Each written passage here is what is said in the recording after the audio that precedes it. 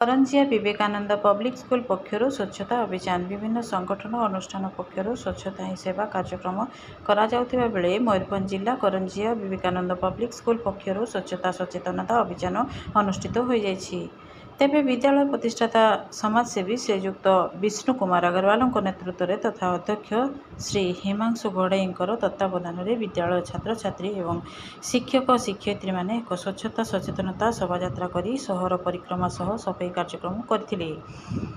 एहा सह उपजिल्लापाल कार्यालय एवं थाना परिसर में उपजिल्लापाल श्रीयुक्त प्रेमांशु चांद, करंजिया उपखंड पुलिस अधिकारी श्री सुब्रत कुमार, थाना अधिकारी श्री नीरद मल्लिक, एबीओ श्रीयुक्त विपिन कुमार बारिकों उपस्थिति रे पथप्रांत नाटक परिवेषण करथिले।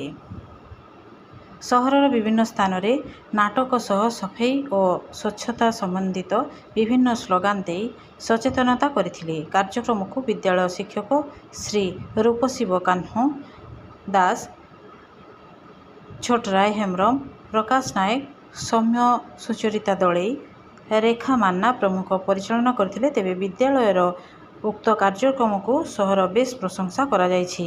मयूरभंज